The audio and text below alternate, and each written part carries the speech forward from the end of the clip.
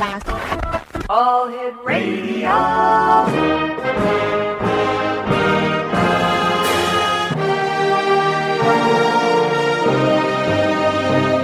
Welcome to the X Zone, a place where fact is fiction and fiction is reality. Now, here's your host, Rob McConnell.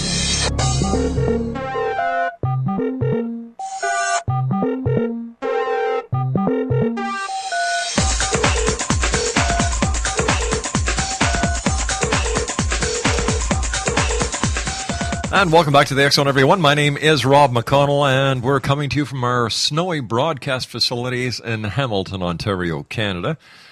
I don't know about you, but I am so sick and tired of snow. I know that's a strange thing for me to say.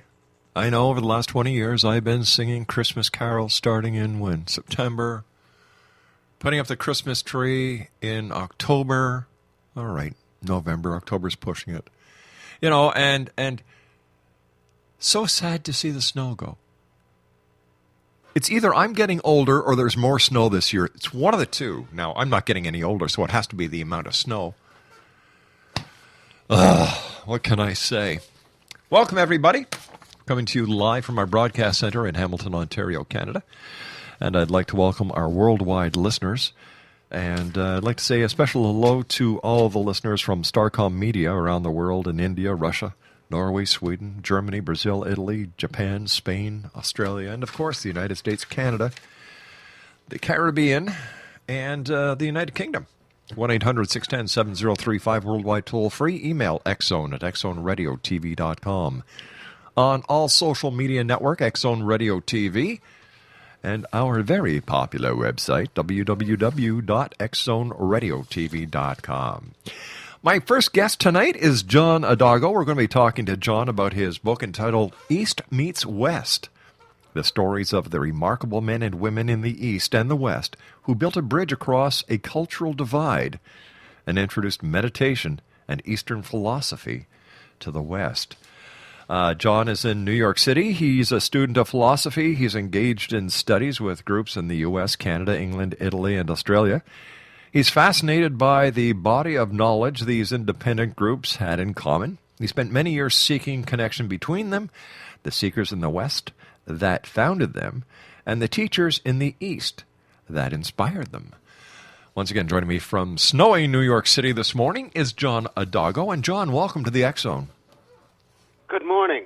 Great talking to you, John. You and I were talking off air, and geez, have you seen a winter like this in New York in recent memory? No, it's been quite a while. Yeah. Where did your interest in Eastern and Western philosophies come from?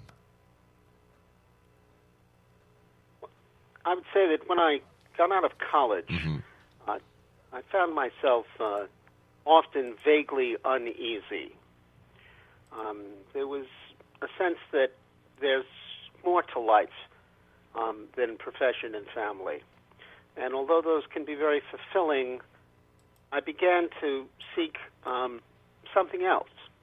I really didn't know what I was looking for or where to look, but along the way I encountered the writings of two philosophers, Gurdjieff and Ouspensky, that began to provide answers to me for what I would call essential questions.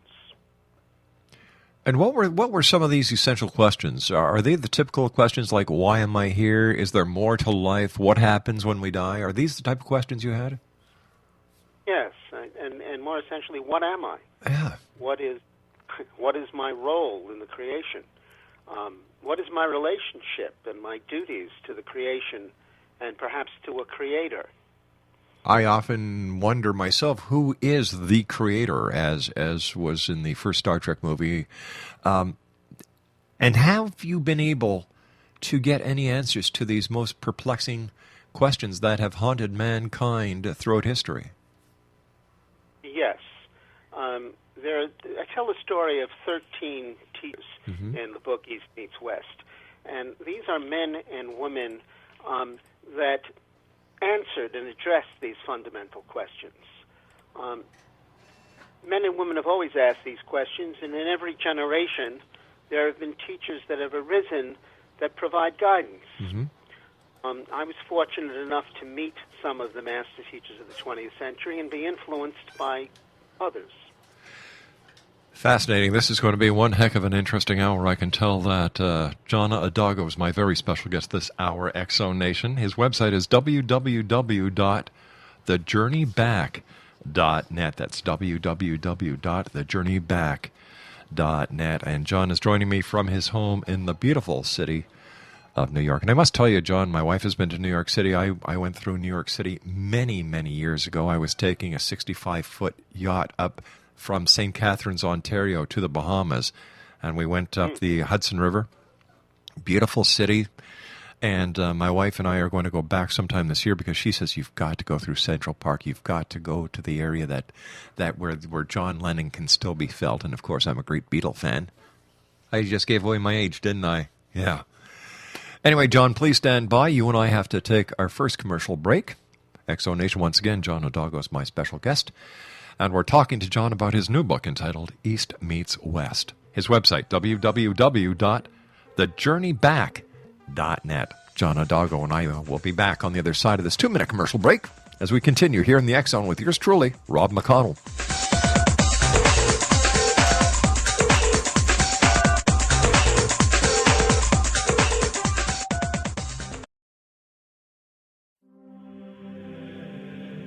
Rob McConnell here, presenting an overview for Nicholas Paul Jennings, author of a fascinating book, Amen.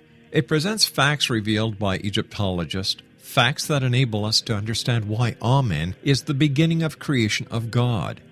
It provides recommendations for religious leaders of the major religions to unify their beliefs and teach the Word of God. Love one another. Amen informs people how mankind conceived God. It was the Egyptians that developed the concepts of a soul, a hereafter, and Son of God. And finally, after the worship of many gods, they conceived the belief in one universal God, the maker of all there is. For more information, visit www.futureofgodamen.com. That's www.futureofgodamen.com.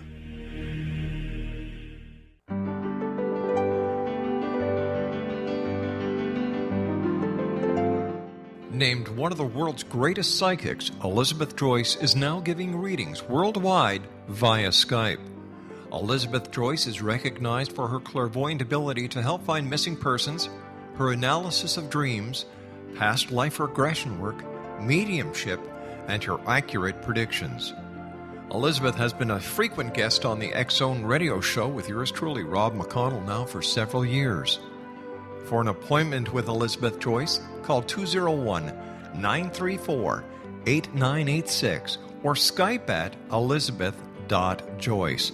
And for more information, you can always visit Elizabeth Joyce online at www.new-visions.com.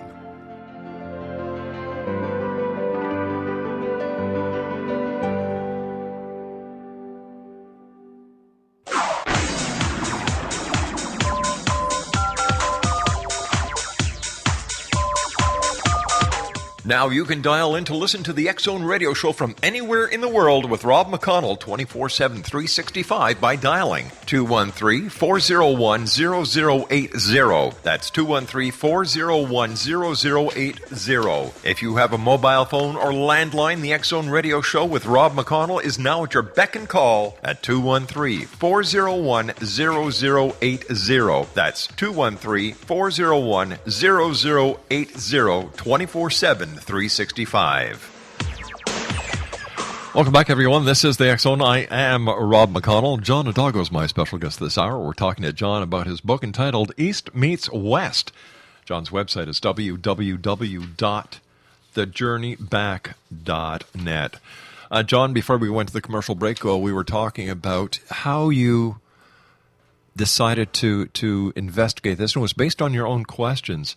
And I guess one of the main questions that maybe you can help answer that I've had is, why are we here? Yes.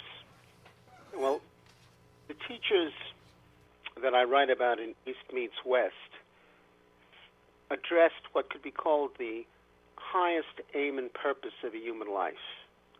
And that is this journey back that's spoken about, that the website refers to, is the journey back to oneself, the journey back to one's essential nature, the realization of one's highest potential by being in touch with the stillness and the peace and the knowledge that is my very self.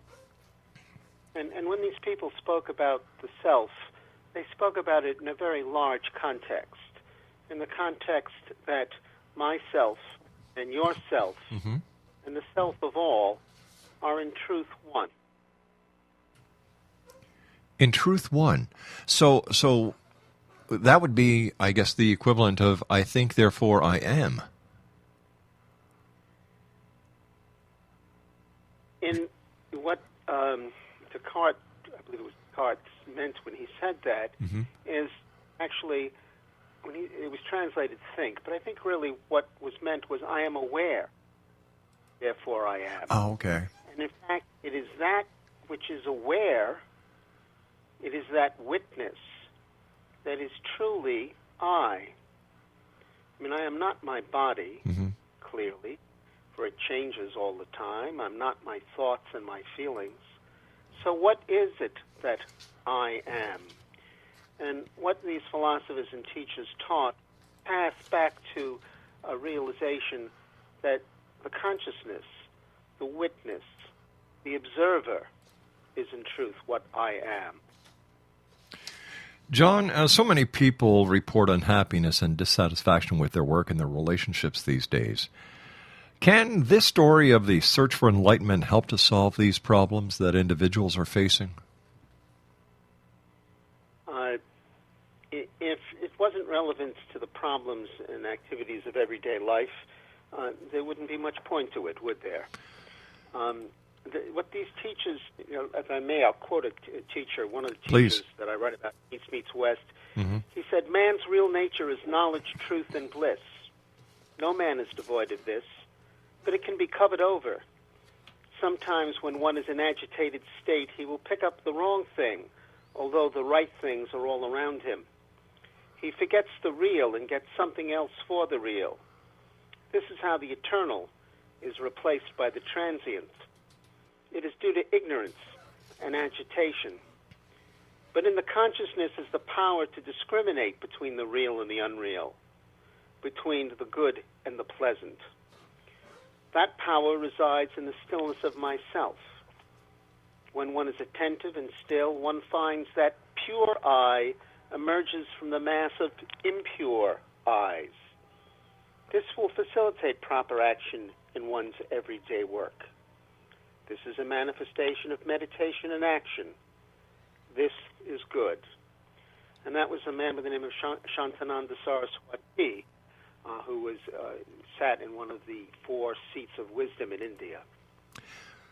You know, with the widespread issues of depression and addiction, they're huge issues today, really huge. It's not only a problem for the young, but it's a problem. These are 2 problems that run the gambit of the total age of humanity these days. Can the pursuit of self-realization actually help these problems, or how does it work? Well, the pursuit of realization is for people who start from a foundation of what's called normal.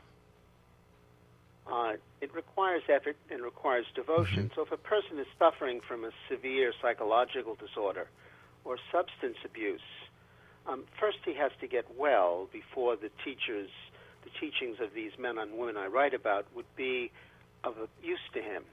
However, the people who are working with these people, the doctors, the therapists, the social workers, would be greatly assisted in their activities through the practice of meditation and their spiritual pursuits. Now, in a more general sense, we all have bad habits. We all find ourselves often pursuing activities for which there is little fulfillment, that in a sense, waste our time and our energy. And what these teachers presented was a way that put us in touch with a deeper sense of purpose and meaning in our life. And that carries over and makes every aspect of life more fulfilling. When we think about East and West, we think about different religious philosophies. Let me ask you this. Do you see Christianity as being compatible with Eastern philosophy? For example, do they worship the same God? Do they have the same beliefs? Do they believe in heaven and hell? Is there total compatibility? This is a big question for many people. And the answer in my life has been a definite yes. Mm-hmm. If, by way of analogy, if we were to take the great master teachers of mankind, if you were to walk into a room and find there Jesus, Moses, Socrates, Buddha, Krishna, I do not believe you would find them engaged in an argument. What they taught was a universal truth, truths based on the essential nature of men and women, and that does not change. If you were to walk into a Buddhist temple mm-hmm. or an ashram, you would find customs and rituals that were not at all what you're accustomed to. But the fundamental philosophy that these men and women spoke of and taught was the same, because all men and women want the same things. They all seek happiness. They all seek well-being. They all seek to be of use to their families and to their communities. In today's society, there are so many wars, so many theaters of conflict that, in my opinion, are caused by the inability to understand other religious philosophies. How can your book help bring those who do not have the ability to, at this time, comprehend East meeting West? How will your book build that bridge between the different philosophies? Well, hopefully it will provide some inspiration. I wrote this book for a number of reasons. Mm-hmm. One was I had great respect for these teachers that were so influential in my life. And because I felt that for those who meditate, those who study Eastern philosophy, those who are involved in the work of realizing one's highest potential, what these teachers, their lives and their philosophies are our heritage. They made these activities in the West available and possible to us. The collection of stories and quotes is quite inspirational because these people devoted their lives to the pursuit of truth and to the acquiring of knowledge. And then they devoted the rest of their lives to passing that on to others. Where does Jesus Christ fit into the entire Eastern, Western religious philosophy? Was he a prophet? Was he truly the Son of God? Or was he a teacher, just like Buddha? One of these teachers that I discuss in East Meets West had a hierarchy of man, in which he describes a man working toward the full realization of the potential of a human being. And he has levels 1 through 7. Jesus was man number 8. He was not born to achieve perfection. He was born pure, perfect, and complete. He was not born to discover the truth. He was born to show mankind the way. He was born to show man the way to where?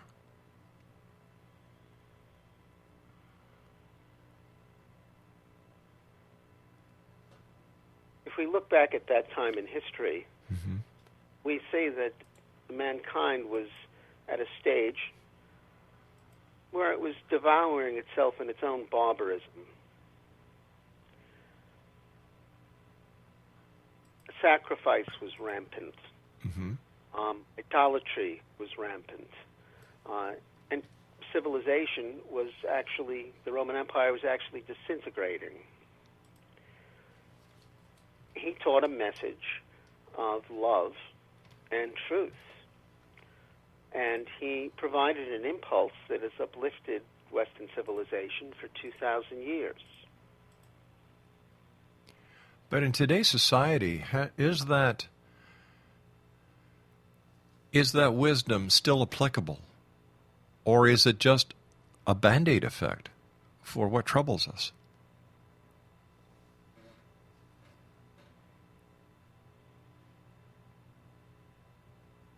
John, are you there? I'm there. You're asking difficult questions, which is your job. Give me a moment, because that... All right, you and I have to take our news break right now. You and I have to take a news break. We'll be back in a few minutes. X Zone Nation. John Adago is my special guest. www.thejourneyback.net is his website, and he's the author of East Meets West. I'll be back on the other side of this commercial break. Whatever you do, don't go away.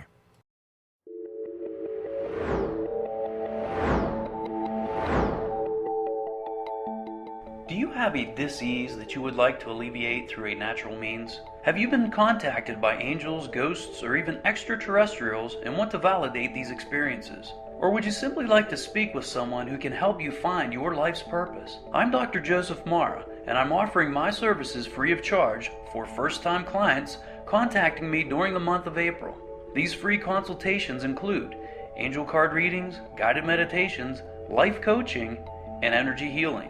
If you have always wanted to explore these types of experiences but were skeptical or simply could not afford them, then take advantage of this free special offer. Contact me through my website, aguidinglight, spelled lite.com, to schedule your consultation today. Until then, I offer you love, light, and laughter.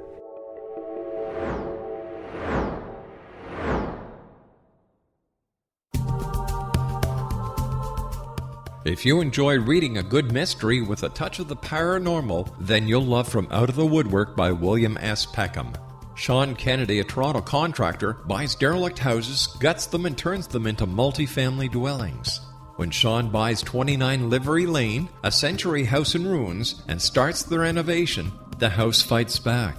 He is visited by ghosts of owners past. His visions are triggered by touching an oak mantle, reading a faded letter, opening an old locket, or opening a brand new casket in the basement. These visions will take you on a trip across southern Ontario from Niagara Falls to Toronto to Kingston.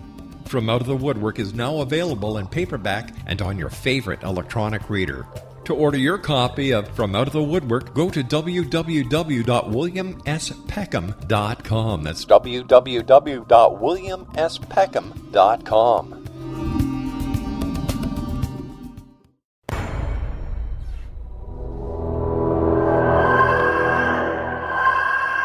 This is the X Zone Radio TV show with Rob McConnell on the X Zone Broadcast Network and our worldwide family of broadcast affiliates. If you have a question for Rob McConnell or his guest, or if you've had a paranormal experience, call toll-free 1-800-610-7035 extension 0 or email xzone@xzoneradiotv.com. On all social media sites, our one address is X Zone Radio TV.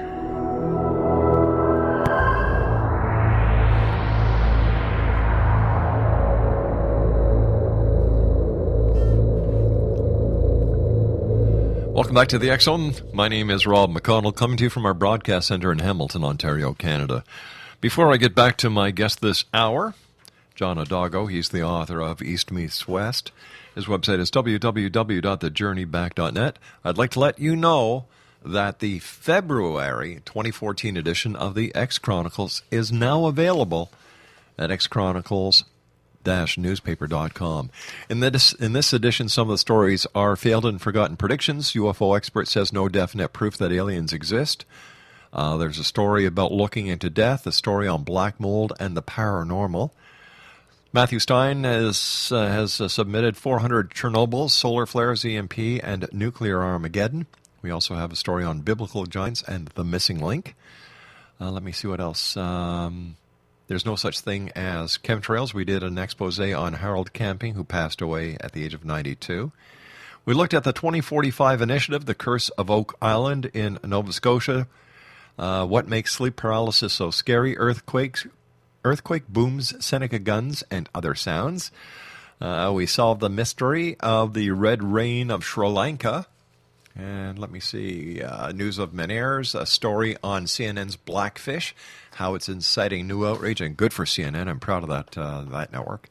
And we also have a story that's closer to home, a story that first appeared in the Toronto Star, called Killer Whale Abuse at Marineland in Niagara Falls, Ontario. And you can get your copy of the X-Chronicles newspaper by going to xchronicles-newspaper.com. It is available in print and digital format. Speaking about print and digital format, if you'd like to get a copy of John Adago's book entitled East Meets West, it's available in print and e-format at Amazon.com.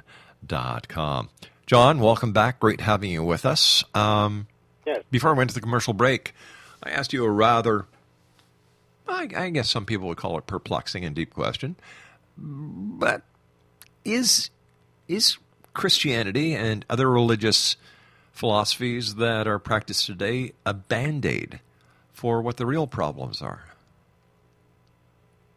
I don't believe so, no. I'd like to read a quote from East Meets West by a man, a philosopher by the name of Ouspensky. He was one of the people in the West who turned to the East for knowledge. He said, "I went to India in search of a school or schools. I realized that personal or individual efforts were insufficient and that it was necessary to come in touch with the real and living thought which must be in existence somewhere, but with which we had lost touch. I was going to seek the miraculous. I had come to the conclusion there was no escape from the labyrinth of contradictions in which we live our life, except by an entirely new road.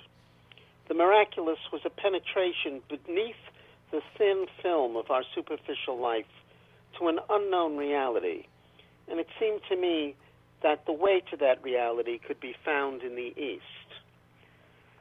I believe that men and women need to find a way back to their essential natures, that they're, in addition to the activities and roles we play throughout our life, there is a deeper truth, a deeper well that can be tapped, and that men and women seek to find their way back.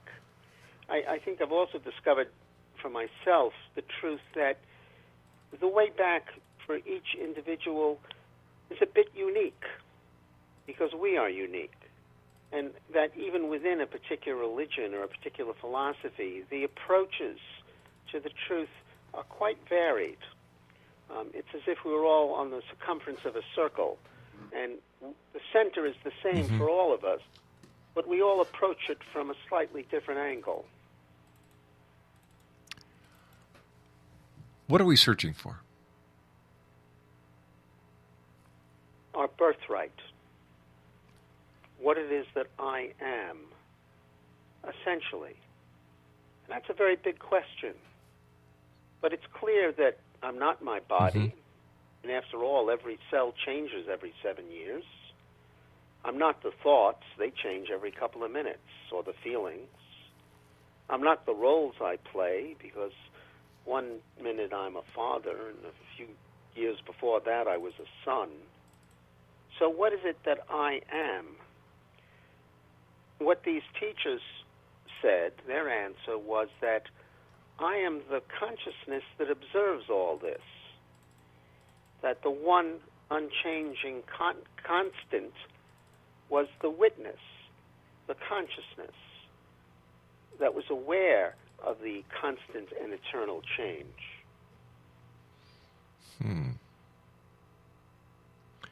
Let me ask you this.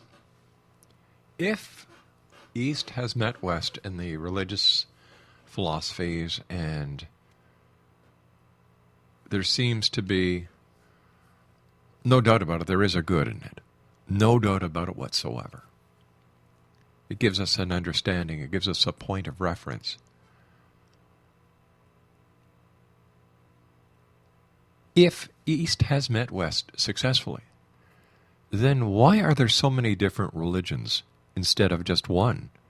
Why are there so many different deities instead of one? Why do we have so many different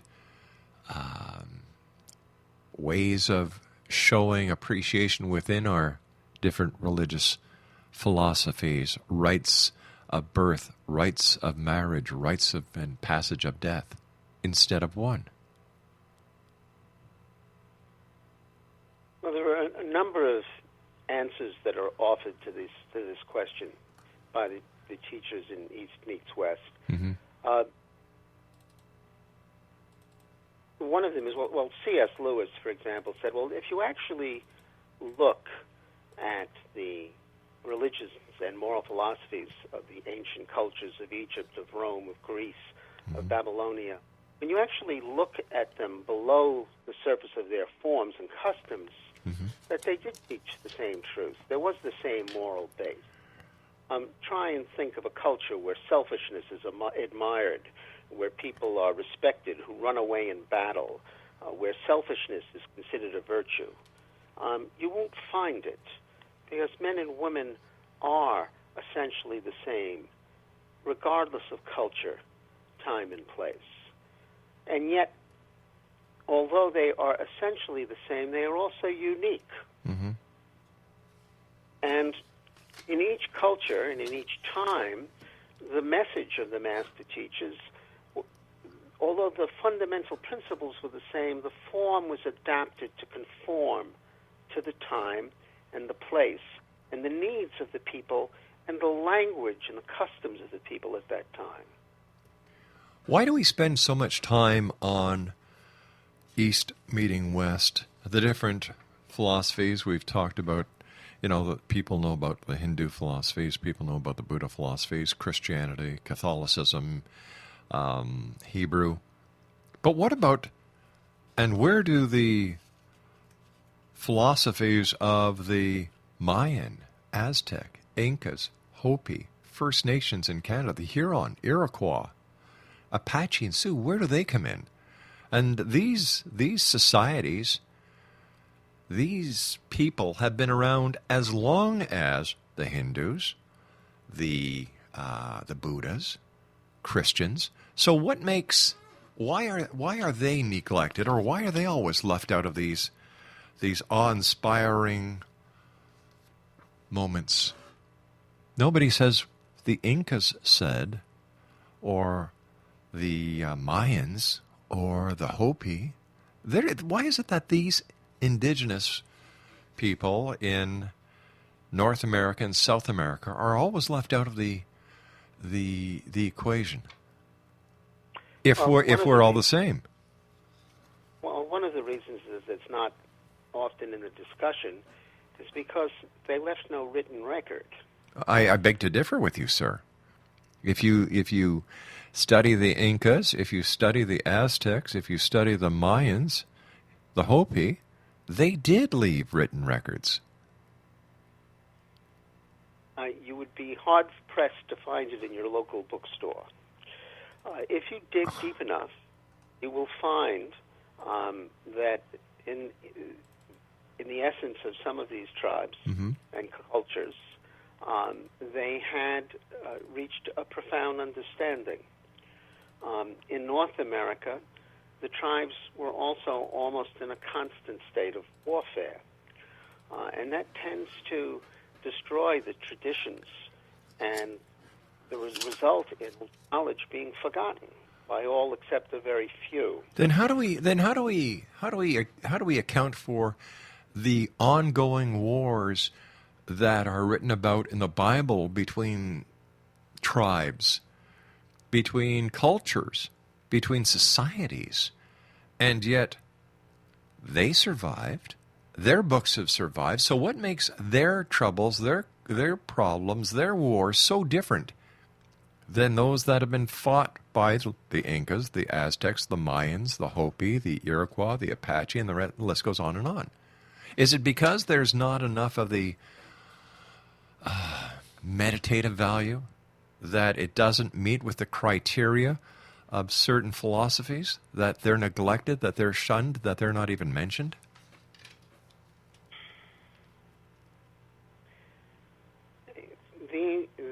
The conditions of their culture were very different from ours today. You could say the same thing about the early Christians and the Hebrews, but we have to remember that the Native Americans were a tribal culture. Well, so are the Jews. I once saw a collection of artifacts of American Indians before the Europeans came.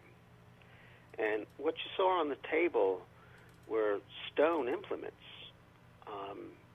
It was a very primitive society. Now, they were close to nature, and many of them reached a deep and essential understanding and a spiritual oneness with nature. But make no mistake about it, these were very primitive cultures. And when you look throughout history, the Jews, the Israelites, the Egyptians, they too were primitive cultures. I find this rather perplexing. And part of my biggest question is why the discrimination when it comes to certain philosophies when you talk about religious philosophy in general? You know, you've got the North American and South American cultures that seem to be neglected. You know, like, oh, we won't bother with them because they developed on the wrong side of the track. If, in fact, East does meet West, and we've all come to this greater understanding, or we're supposed to have come to this greater understanding, that love is all, there is one God, there is, and we are one. Why do we neglect certain societies, certain people? Well, for me, the question was, I reached a time in my life where I wanted understanding of the aim and purpose of my life. Right. And I went out and I looked. I see. And I did come across some philosophy of the Native Americans that was a bit helpful. But I didn't find anything like the system that I found from Vedanta and from the writings of philosophers like Gurdjieff and Ouspensky, that actually, and the teachings of meditation, that actually laid out a very practical approach for me to deepen the understanding and meaning of my life. So would it be fair to say that finding one's own inner truth, inner peace, depends on what the person is looking for, that there's no one universal cure, there's not one universal question, that it is an individual quest? It is, as I said earlier, I believe that each individual soul is unique and has to find his own way back to himself. But doesn't this contradict? The essential natures of man and woman are the same. But doesn't this contradict the entire premise of oneness? If we're all individuals, if we're all unique, then how can we all be part of one? In mathematics, that equation doesn't work. Well, because we start on the surface of things, and the closer we get to the truth, the more unified we become. What truth? Full realization, I am in the full realization of what I am. Right. When I rest in the peace and stillness in myself, that's the same peace and stillness that you experience, and that everyone experiences. All So right. the way back may be a different angle, but if I learned anything from these master teachers, is that there is one truth, one God, one consciousness that pervades everything, that sustains everything. John, you and I have got to take our final commercial break. Please stand by. Exonation John Adago is our special guest. He's the author of East Meets West, and his website is www.thejourneyback.net, and East Meets West is available on Amazon.com. My name is Rob McConnell. This is The X Zone. We'll be back. Don't go away.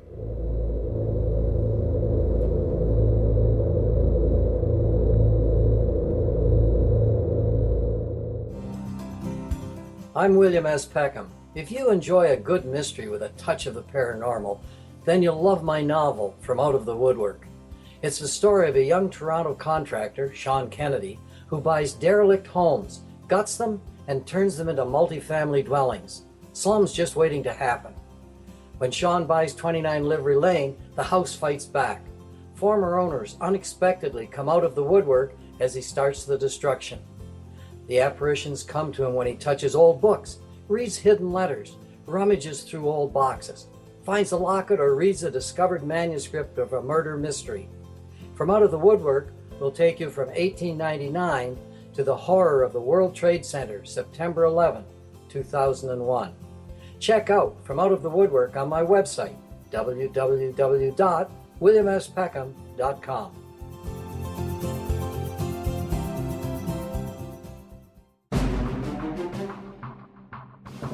The new nonfiction book, Razor of Madness, is similar to cult movies like Clockwork Orange, Dragon's Tattoo, or The Other Side of Hell. Wayne Morin Jr. and Thomas Lee Howe will expose widespread and systematic deficiencies in this thought-provoking tell-all novel. Mind control rages among scholars in law schools. Human rights are ignored while thought reform and mental manipulation are accepted practices used as behavior modification. Dr. Louis Jolyon West comes to mind. Media and public scrutiny shows that United States mental hospitals are in fact destructive murder industries. Razor of Madness expose novel details this epidemic through an in-depth professional and personal investigation. For decades, there has been a revolving door policy that still releases killers and pedophiles back into society. The maestro of mind control continues to haunt America to this very day. Razor of Madness is available in paperback or as a downloadable ebook at Amazon.com.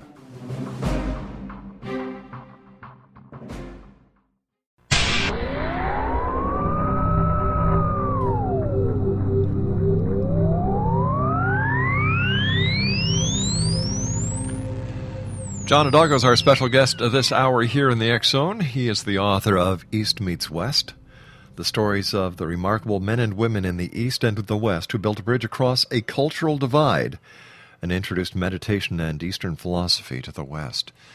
John's book is available on Amazon.com in print and e-format, and his website is www.thejourneyback.net. Don't forget, X Zone Nation, the X Chronicles newspaper, is now available at www.xchronicles-newspaper.com. First of all, John, I want to thank you ever so much for joining us today. This is a very deep topic, and this is why philosophy, in my opinion, is so important in a world of today, because it tries to get us to better understand what the masses take for granted. Like there's more to life than we will ever understand at this point. And it's because of people like you, the masters that you've written about in your book, East Meets West, that we get a better understanding of what life is all about. But I'd like to ask you this final question, John, if I could. What happens to us when we die? Well, the first question is, what happens to us when we live?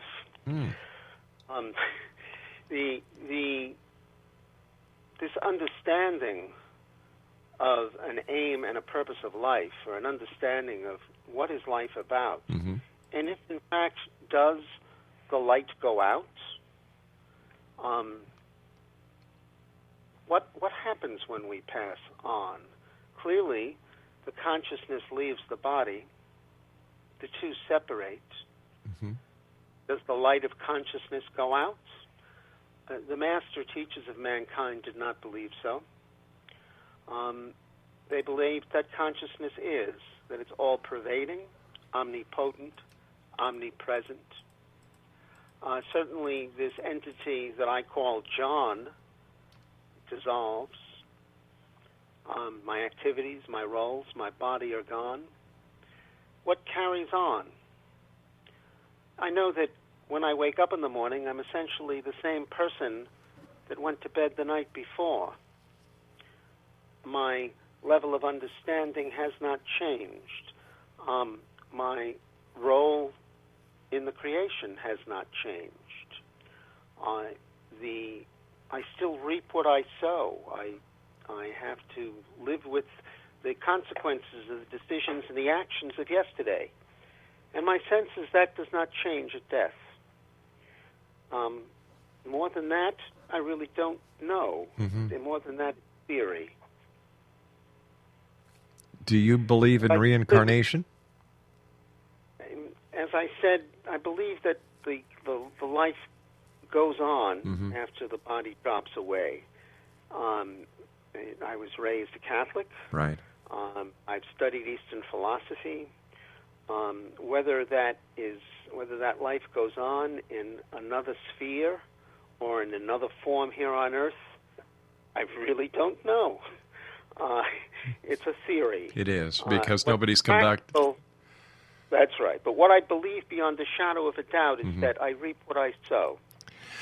I agree with you 100%, John, and our time tonight has come to an end, but I certainly would love to have you back on to continue this conversation.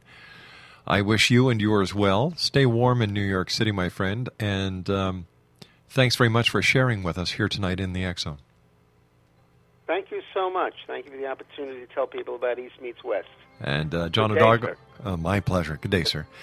We're talking to John Adago this hour. He's been my guest. He's the author of East Meets West. His website is www.thejourneyback.net, and it is available in print and in e-format at Amazon.com.